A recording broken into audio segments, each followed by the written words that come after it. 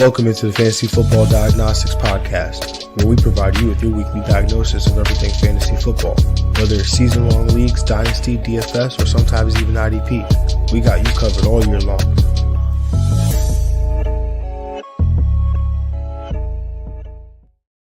What's good? You know the vibes. Jon Jeune here at the real Jon Jeune _FF, and welcome back to another live episode of the Fantasy Football Diagnostics Podcast. Good morning, beautiful people. It is December 19th, Friday, 7 a.m. Eastern. I'm your host, Jon Jeune. It's week 16 for most leagues, this is the fantasy semifinals. Win and you're playing for a championship. Lose and unfortunately your season comes to an end. So no margin for error. Every start decision seems like it has a little bit extra weight to it, but it's no different than the start-sit decisions we've been making throughout the year. So today I'm breaking down every matchup on the Week 16 slate, all the remaining matchups on the Week 16 slate. Boy, what a wonderful Thursday night football game that was. Even if you didn't catch like the whole game, if you just caught the last 8 minutes of game time, it was just, 8 minutes of regulation. It was a great game. Went all the way down to the wire. Hopefully you were on the good end of the Puka Nakua Thursday night extravaganza, or maybe you were on the bad side of it and you were looking to make some points up, right? So but yeah, we're diving into the rest of week 16 games this week. Players you should be considering playing, maybe players you should be considering sitting as we enter these semifinals. But before we dive in, make sure you check out the FFDX Patreon. You can join for free to access the FFDX cheat sheet or become a supporter for just $1 a month to unlock my expanded rankings, weekly waiver wire article, and the Sunday morning Q&A, where I help you lock in those lineups right before kickoff.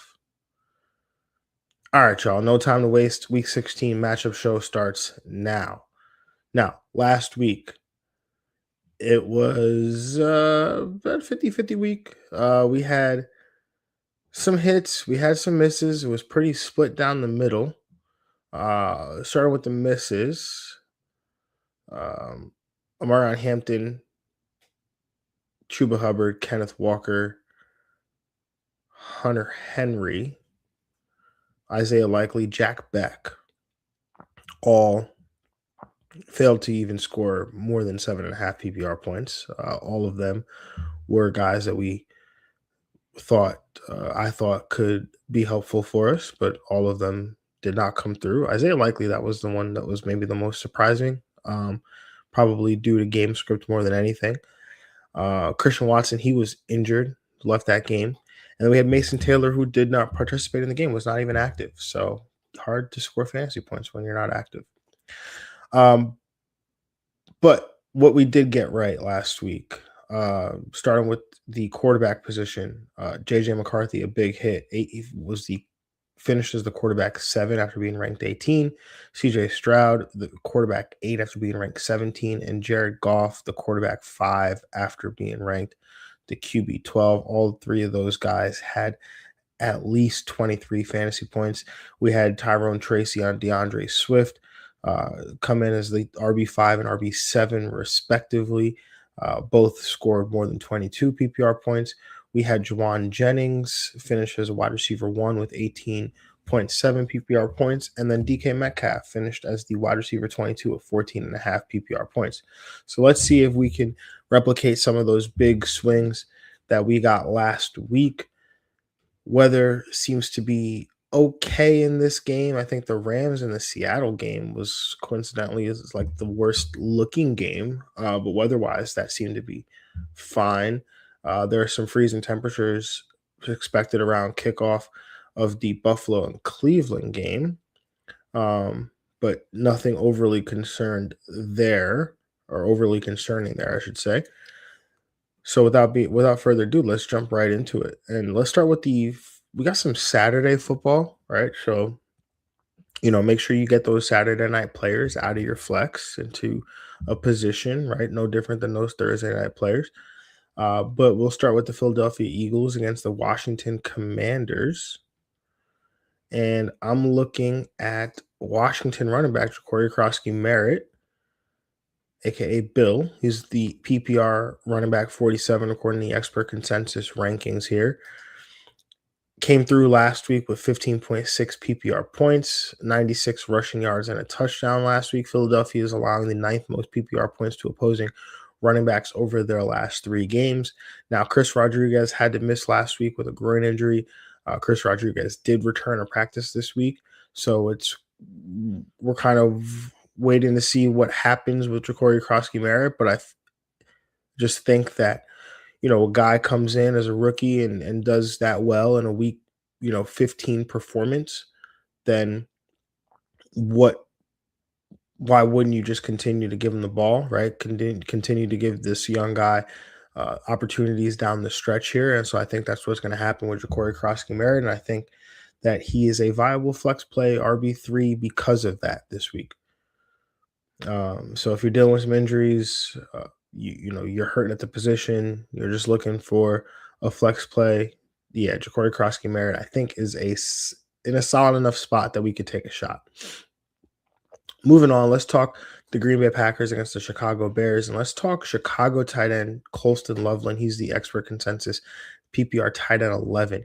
The Dunze and Burden are both out this week. They've already been ruled out. Loveland has scored double-digit PPR points in 3 of his last 4 games. He's seen at least 5 targets in each of his last 4 games as well. So if you just extrapolate his role here based on the fact that no Dunze, no Burden, Loveland, it's not the best matchup against Green Bay, but I think between the target volume and the lack of weapons around him, I think it's going to create more opportunities just naturally for Loveland here. So if you need help at the tight end position, he's definitely a guy that I would look to. All right, moving on. Let's talk the LA Chargers against the Dallas Cowboys. And let's talk Dak Prescott. He's the expert consensus quarterback 6, which not good for Prescott if he's on this list as the quarterback 6, because the LA Chargers haven't allowed more than 15 fantasy points to an opposing quarterback since week 7. If you look at Dak Prescott's worst games, right, he has not done well in what we would call bad matchups, right? His first matchup against Philadelphia on the year, you know, didn't even break double-digit PPR points or double-digit fantasy points in that game. His other bad matchup last week was against Minnesota. Again, barely broke 12 points in that matchup last week. And then I think there's even one more on there. If I were to look at it, just give me a second. Oh yeah, and then there was a matchup against Chicago early in the year where he only scored 12 fantasy points, right? So, Denver, sorry, that's the one I was thinking of. Denver, where he has scored 6.62 fantasy points, right? So Dak does not do well in bad matchups. And the LA Chargers, that's what they are, right? They're a bad matchup for opposing quarterbacks. They allow the 28th most fantasy points to opposing quarterbacks. Again, like I said, they haven't allowed more than 15 fantasy points to an opposing quarterback since week 7, right? So there are some other guys I would look to other than Dak Prescott in this matchup, right? Like I like Jacoby Brissett is always a guy that I often like. You Trevor Lawrence is another guy who is intriguing to me this week. Bryce Young even is very intriguing given the matchup against Tampa Bay. Tyler Shuck against the Jets. Again, I know these are all names you're probably like, John, what are we talking about right now? But again, I'm trying to win a championship this week. I'm trying to earn the right to win a championship this week. So, speaking of Bryce Young, the Tampa Bay Buccaneers take on the Carolina Panthers, and Bryce Young is the expert consensus quarterback 22, right? Bryce Young has at least 15 fantasy points in 3 of his last 4 games. Tampa Bay is allowing the second most fantasy points to the quarterback position on their last 3 games.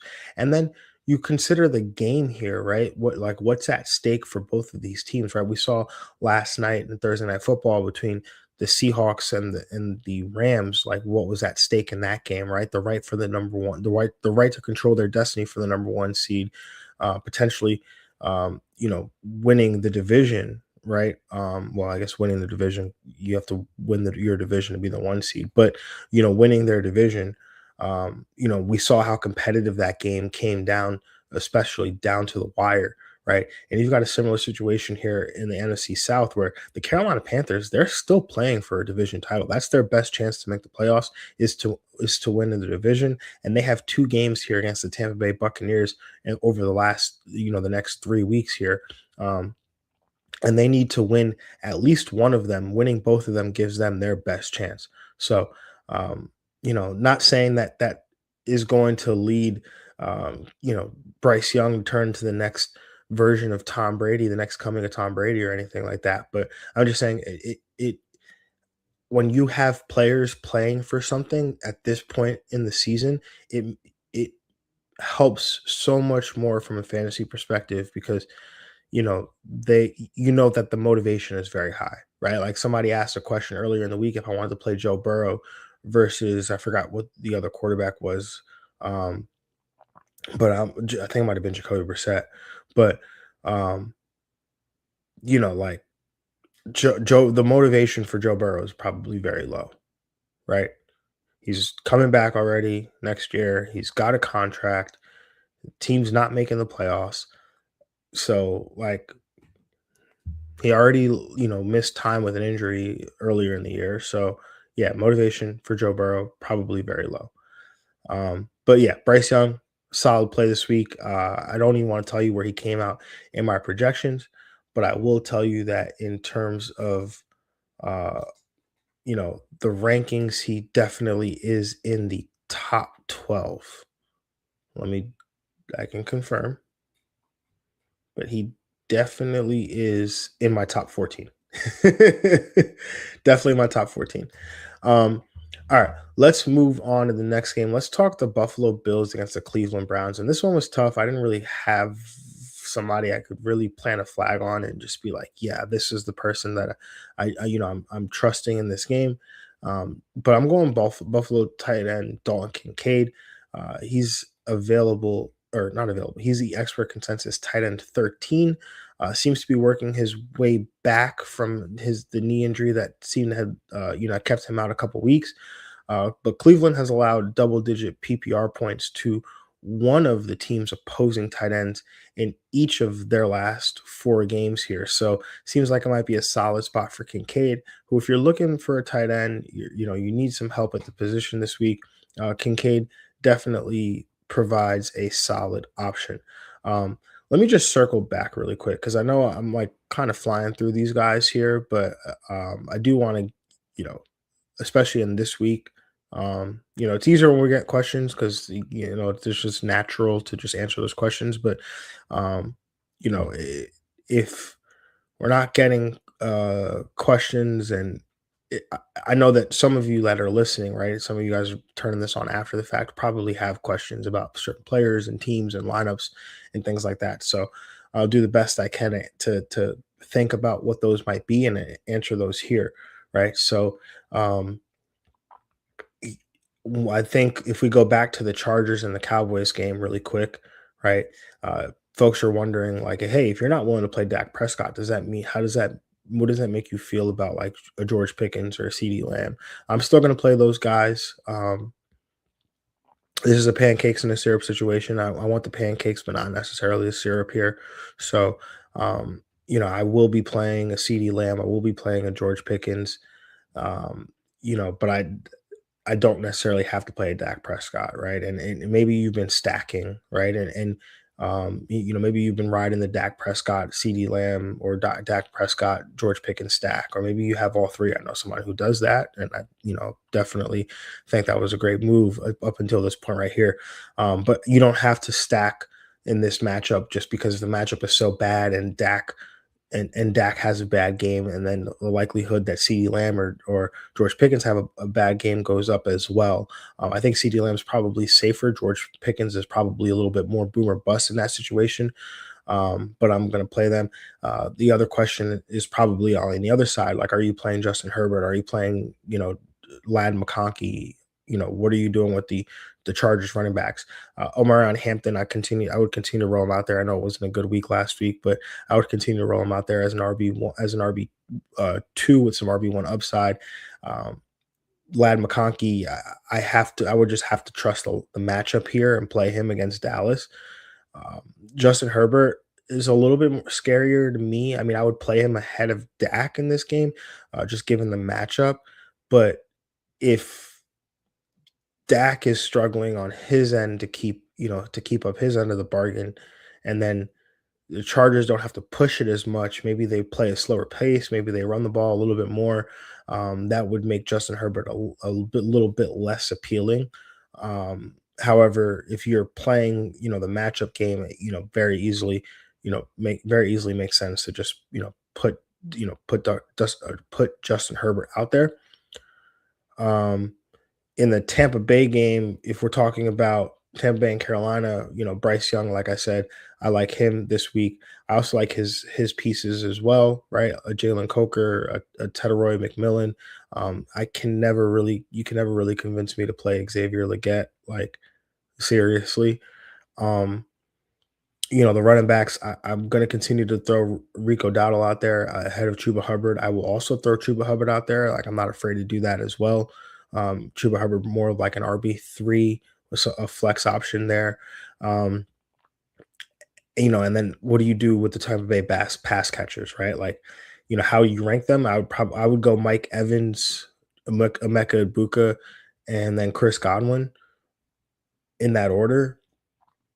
I think, obviously Mike Evans came back last week, showed us that he's a wide receiver one with some, wide receiver two with some wide receiver one upside. So I think he continued to play him there. Abuka, I think, is more of like a wide receiver two, wide receiver three. And then Chris Godwin's probably like in the similar range as well, wide receiver three, most likely. All right. Now that we've caught up there, the Cleveland game, Cleveland and Buffalo, there's really not much else, right? You're going to play Josh Allen. You're going to play James Cook. I think you could flex Quinshon Judkins. And that's really it. Oh, Harold Fannin, obviously, top 5 tight end because it's Harold Fannin. All right, let's move on to the next game here. Let's talk the Minnesota Vikings against the New York Giants. And I'm going with Minnesota running back Aaron Jones. He's the expert consensus PPR running back 22. He currently leads the team with 48.5% running back rush share over the last 3 weeks, also has a 10.5% target share during that same time span, and is now walking into a matchup against the New York Giants defense that allows the third most PPR points to the position. In addition to Aaron Jones, I also think Jordan Mason is a solid play here as well. JJ McCarthy, we talked about him in the waiver show earlier in the week. I think he's got a good matchup here for him. Uh, his weapons, Wandale Robinson, Darius Slayton, they're not in the best of spots this week. Minnesota allows the 21st most PPR points to opposing wide receivers, so not the worst spot to be in, but um, 31st most PPR points. Oh, sorry, I'm talking about the Minnesota. I'm looking at Minnesota's defensive ranks. I'm talking about Minnesota pass catchers. My apologies. The Giants allow the 8th most PPR points to opposing wide receivers. So Jordan Addison, Justin Jefferson, both those guys look like they're in play.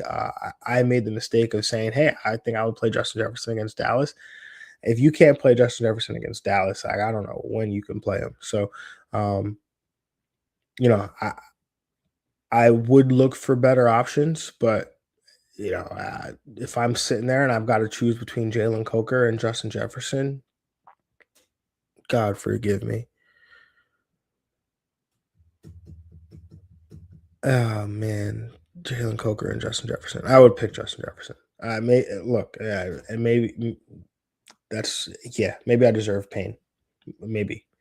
Um,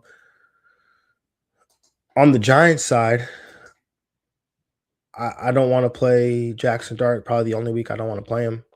Minnesota allows the 31st most fantasy points to opposing quarterbacks.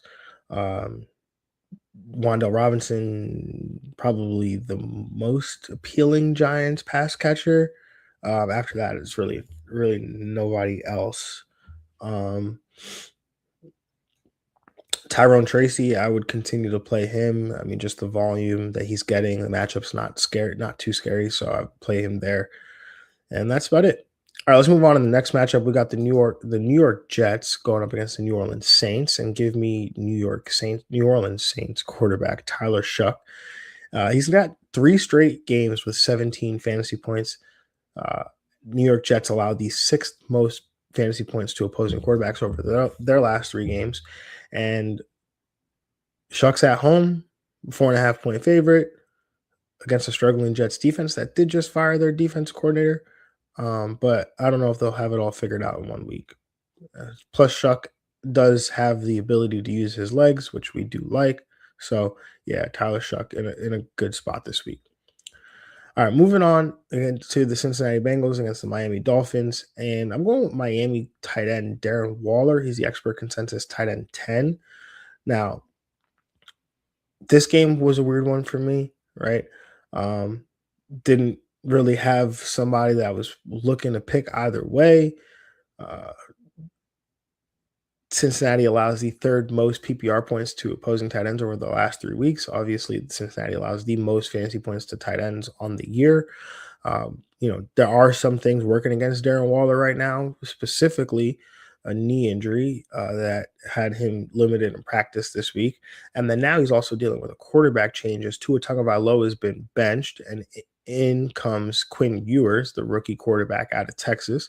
So, some opportunities here for the rookie, but maybe some questionable targets, quality of targets coming Darren Waller's way, or maybe a plethora of targets coming Darren Waller's way, given it's a rookie quarterback. So, we'll have to find out, who Quinn Ewers likes to target in this situation, but willing to bet that Darren Waller will be heavily involved given the matchup and rookie quarterbacks, tendencies to target their tight end.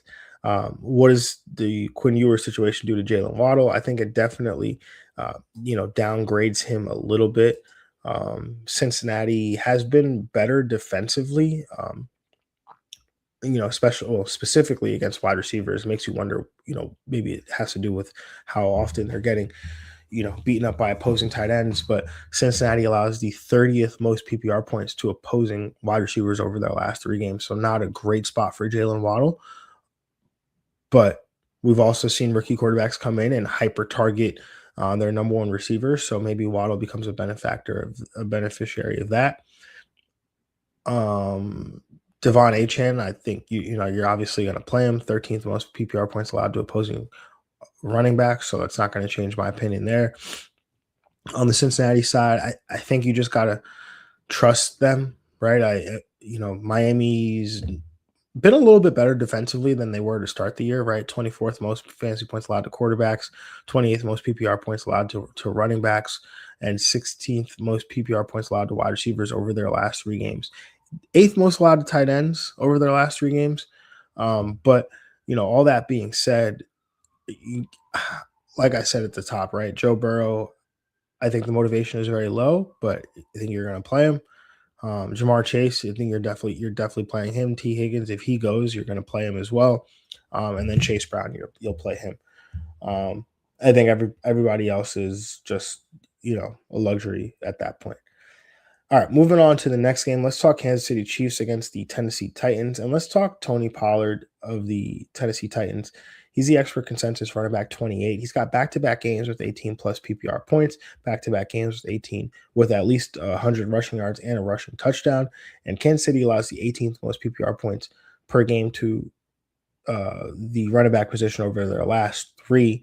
So this game, obviously, Patrick Mahomes not playing as he's out for the year with the torn ACL. So Gardner Minshew stepping in. That means the Titans are only 3.5-point dogs here at home.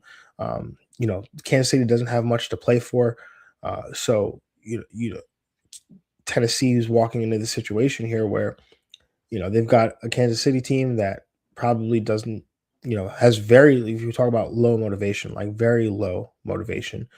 Um, and there's an opportunity here for Tennessee to get a win at home, um, against a down Kansas City team.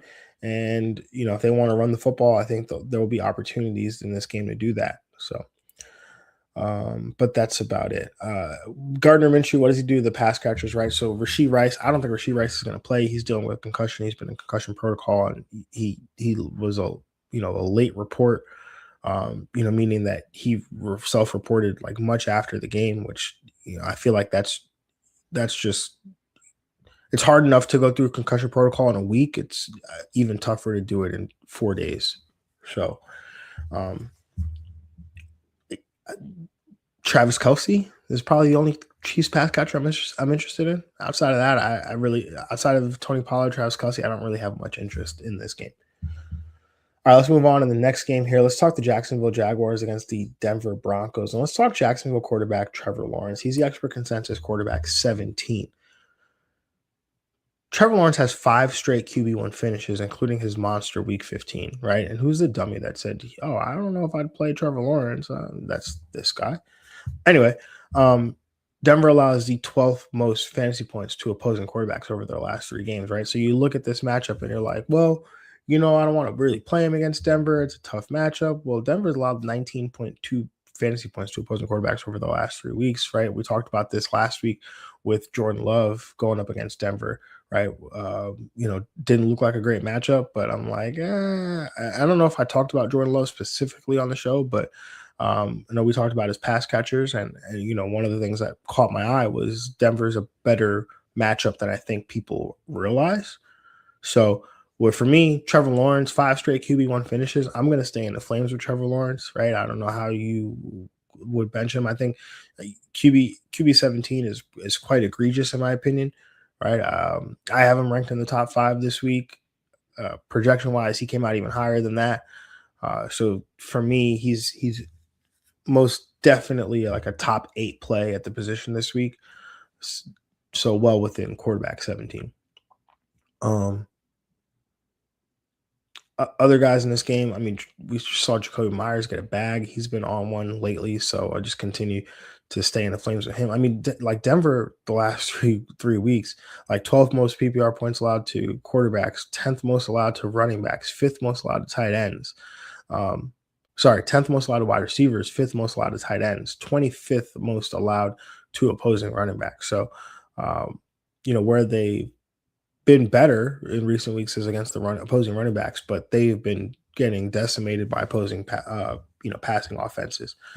So staying in the flames with the pass catchers, Brenton Strange is another one. I think Travis Etienne, despite the bad matchup, you're just going to continue to roll him out there. On the Denver side, Bo Nix continue to play him. Jacksonville, 29th most fantasy points allowed to opposing quarterbacks over their last 3, but I would also argue, like, who have they really played, right? We're talking about Brady Cook and Riley Leonard over the last 2. So, yes, Jacksonville, they're a good defense. They force a lot of turnovers. I still think that they can be had, and I think Sean Payton and company with Bo Nix will be able to make the most of their opportunities. So, Troy Franklin, I think I wrote in the cheat sheet. I think we might be back. I think I think we have to walk that back because looks like Pat Bryant practiced. So, Cortland Sutton though, probably the guy. All right, let's move on to the next matchup here. Let's talk Atlanta quarterback Kirk Cousins. He's the expert consensus quarterback 23. Right. So last week we talked about Kirk Cousins. Well, actually, we talked about Kirk Cousins going in the waiver show last week, right? We didn't have a chance to talk about him prior to their game as they played on Thursday night. But like I said, I knew Cousins was going to be a solid play, but I'd be lying if I said I expected the 373 yard, 3 touchdown performance that we got. And now he's walking this matchup against Arizona, who allowed the 11th most fantasy points to opposing quarterbacks over their last 3 games. We might get Drake London back, maybe. And then there's some shootout potential in this game as well, right? With Arizona on the other side. So I like Kirk Cousins in this spot. I think it's a solid spot for him. So other players in this game, I think this game's pretty much wide open. I mean, I think the biggest question on the Arizona side is like, well, what do you do? I think Michael Carter is a solid play. I think that Michael Wilson is still a solid play, even if Marvin Harrison Jr. does play. Like, yes, the target volume is going to go down, but I think just the pure fact that he's been involved in playing in this playing so well has been kind of like the focal point of the offense with Marvin Harrison Jr. out. I think that he's going to continue to see those opportunities. So definitely would continue to roll out Michael Wilson. And then on the Atlanta side, Kyle Pitts definitely going to continue to stay in the flames with him. Even if Drake London is back, I think you still just continue to probably not going to expect as much volume, but you'd expect that he'd still see, this third most targets on the team. If it's not, Drake London or Bijan Robinson. And then that's really it here on this game. Okay. So we did get a question come in. AC Yard Services Portland. Half PPR, start Dak, Shuck, or McCarthy. Give me Shuck. Flex, start 1. Genty, Manungai, Jaden Reed, or Colston Loveland. Jaden Reed. And then tight end, Bowers or Loveland. Bowers. Did I say Jaden Reed? Las Vegas plays Houston. Yeah, Jaden Reed. Yeah, because half PPR. Chicago and Green Bay. Chicago allows the 11th most PPR points. You're doing half. Chicago allows the 9th most PPR points to opposing running backs. Houston, 30th most half PPR points to opposing running backs. So Jaden Reed against Chicago. Final answer. Okay, thanks for the question. Keep those coming if you guys will. All right, next up, we've got the Pittsburgh Steelers and the Detroit Lions. And give me Pittsburgh running back Kenneth Gainwell. He's the expert consensus PPR running back 29, has a 20% target share over the last 3 weeks, 12 red zone opportunities to 9 for Jaylen Warren during that span. High scoring game versus Detroit on deck. I think the biggest question isn't whether you're playing Kenneth Gainwell. I think the biggest question is, if you have Kenneth Gainwell and Jaylen Warren, what are you doing? And I have this problem in the league, and I'm going Kenneth Gainwell. I think I just have to. If you look at what they've done the last 3 weeks, the 20% target share, the fact that they're underdogs this week against Detroit on the road, against the Detroit Lions defense that, middle of the road against running backs, 19th most PPR points against running backs, but overall just the passing games in general, like third most allowed to quarterbacks over the last 3 games, first most allowed to wide receivers, 10th most to tight ends.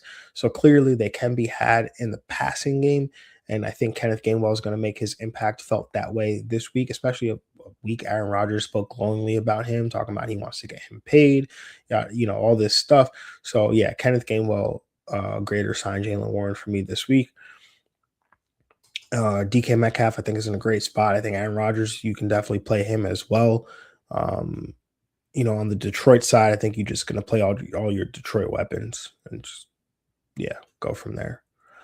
All right, let's move on to the next matchup here. We got the Las Vegas Raiders going up against the Houston Texans. And give me CJ Stroud. He's the expert consensus quarterback 12. He was in a similar spot this week than he, in the one that he was in week 15, right? When he scored 23 fantasy points. He gets Las Vegas here, who allows the 14th most PPR points to opposing quarterbacks over their last 3 games. So he's, again, very solid spot here. Again, the upside is capped with the Houston defense, just given what they'll be facing with the Raiders. But I think we thought something similar like that would happen last week, but he was a double digit favorite, and um, you know, Arizona scored most of their points in what felt like garbage time. So uh, I don't think that it'll be much different this week here with Houston going up against the Raiders. So I think Stroud's definitely in play as a QB1. Stroud versus Dak Prescott is an interesting one this week, right? I think CJ Stroud will probably give you the safer floor, just given the matchup. Um, Whereas Dak maybe gives you a higher ceiling, just given the game environment. But I, I would probably trust CJ Stroud. Hey, you know what though? When I go this hard on somebody, like I'm going on Dak, it just means like a top 5 finish. Honestly, this is what it feels like happens these days. But um, I think there's a lot of intrigue about whether Woody Marks is going to play. And if he does, right, I like the matchup, but they did activate Jawar Jordan from the practice squad. Woody Marks did not practice on Thursday. Um, Nick Chubb would also miss some time last week with a rib injury. What's his deal? He was limited on Wednesday, was able to get a full practice in on Thursday. So the Jawar Jordan thing becomes a little less gung ho about Jawar Jordan. I think Dalton Schultz is a solid play, 14th most PPR points allowed at the tight end position. And Nico Collins, we're staying in the flames with that guy. Absolutely. And on the Raiders side, Brock Bowers is literally all out of play. That's it. All right, let's move on to the next game here. We got Sunday Night Football. The New England Patriots taking on the Baltimore Ravens. And I went back and forth on this one, but I didn't want to land on this guy, but we landed here. Baltimore tight end, Mark Andrews, he's expert consensus, tight end 22. I was gonna go Stephon Diggs, y'all. I really was, but I could not even. There was no world where I could talk myself into coming on this show and getting on a microphone and telling you to play Stephon Diggs with what his usage has been in recent weeks. So we landed here at Mark Andrews. You're welcome. It's been up and down season for Andrews, mostly down. I think if you asked people, but no tight end one finishes since week 11. New England does allow the 12th most fantasy points, PPR points to opposing tight ends over their last 3 games here. So it is a solid spot for Andrews. If you are desperate at the tight end position, which maybe a lot of us are, Andrews you could do worse than Mark Andrews. Anyone else in this game, right? I'm Travion, man. Travion all day. I like the quarterbacks between Drake May and Lamar Jackson. Both guys top 5 options at the position this week. Derrick Henry, I think, is in a better spot than I think people might realize. New England's allowed the 7th most PPR points to opposing running backs over the last 3 games, so a solid spot here for Derrick Henry. The New England pass catchers, it's really been tough with the playing time and the splits in the playing time. It's been very hard, but I just think I would still trust Stephon Diggs above all the other options, but that's not really saying much. Zay Flowers, you play Zay Flowers. I've gone back and forth about this one, about whether I'd play Zay Flowers. I think I see him as like a wide receiver 2, right? But not a ton of upside as a wide receiver 2. New England allows the 23rd most PPR points to opposing wide receivers over the last 3. But Zay Flowers has just been seeming to get it done the last 2 weeks. So I think you just stay in the flames with him as well. All right, let's move on to this next game, the last game of Week 16. San Francisco 49ers taking on the Indianapolis Colts on Monday Night Football. Now let's talk about a guy I didn't think I'd be talking about this year because of a guy that I didn't think that we'd be talking about this year. And that's Indianapolis running back Amir Abdullah. He's the expert consensus PPR running back 68. Had a season high 5 targets on 6 routes last week. And if we take a look and wonder why, oh, yep, that's the Phillip Rivers effect, right? What happens when you sign a 44-year-old quarterback out of retirement and they do not they do not want to run. They no, running is not an option, sir. Uh, Phillip Rivers is in dad bod mode. He has no interest in running, so he is going to dump off passes to a running back that's in his vicinity, and 5 times out of 6 last week, that was Amir Abdullah. So, um, 6.5 point dogs at home should yield some more pass attempts here as well. So Amir Abdullah, this is like not like your 10, 12 team fantasy league. This is like your 14, 16 team fantasy league, PPR league, where you got no options, you're hurting, you're looking for a flex. You need a guy that's going to score you 5 points. Amir Abdullah, that's your guy. All right, y'all. That is it for the matchup show. Let's talk starts of the week now. And it's nice little 2-week run that we've been on. Week 15 was pretty good to us. We had Brock Purdy at quarterback. He was the QB4. Travis Etienne last week finished as the RB1.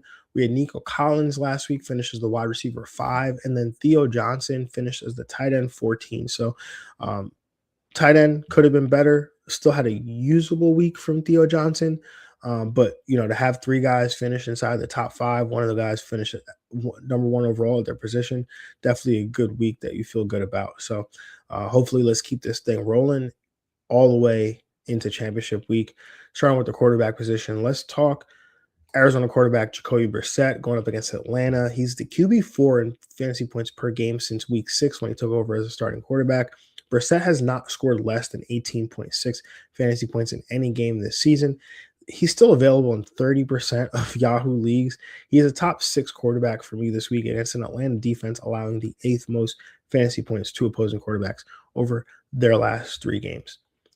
At running back, let's talk Tennessee running back Tony Pollard going up against Kansas City. Pollard has back-to-back games with at least 100 rushing yards and a touchdown. He's got a 77.8% running back rush share the last 3 weeks, which ranks 6th at the position. He's got a matchup against Kansas City, which is middle of the road, but they're only 3.5-point dogs, which should provide more opportunities on the ground for Pollard this week. Moving on to the wide receiver start of the week, let's talk Pittsburgh wide receiver DK Metcalf going up against the Detroit Lions. DK Metcalf has been coming on as of late. A wide receiver 2 finished last week after a wide receiver 1 finished the week before. And now he's got a matchup against Detroit, who over their last 3 games have allowed the most PPR points to opposing wide receivers, having allowed 26.5 PPR points to at least one opposing wide receiver in each of the last 4 games that they've played. And last but not least, let's talk tight end start of the week, and let's talk Jacksonville tight end Brenton Strange.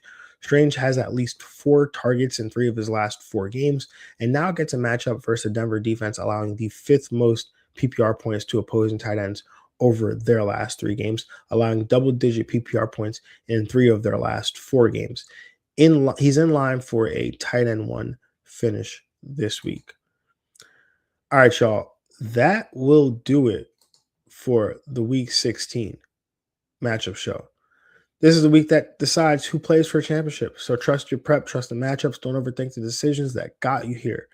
If you found today's breakdown helpful, make sure you like the video, subscribe, and turn on notifications so you don't miss another show, specifically our waiver show next week. Also, don't forget, FFDX cheat sheet, expanded rankings, and Sunday Q&A access are all available at patreon.com. Those last 3 expanded rankings, Sunday Q&A, and the waiver wire article are all available for just $1 a month. Before I sign off, I do want to say next week the schedule will be a little bit different, right? It's obviously Christmas next week. So we'll do the waiver show Tuesday. We'll do a matchup show on Wednesday, similar to what we did for Thanksgiving. We'll just cover all the games for the finals week. I am going to say this now, so I remind myself, next week, so people aren't surprised. But week 17 will be the last show for the season, so we will not do week 18, but we will do week 17 waiver and matchup show. So if you're playing week 18, I'm sorry, but just want to prioritize spending time with family and loved ones. So gonna skip out on week 18. So again, I am sorry for that. Do apologize. We'll figure out if there still be tools and rankings at Patreon. I want to say right now that there will be, but don't hold me to that just yet. I'll let you guys know as we get closer. But just that wanted to announce that. Good luck in your week 16 semifinals. Go punch the ticket to the championship, and I'll catch y'all next week. Have a good one. Good luck, y'all. Peace.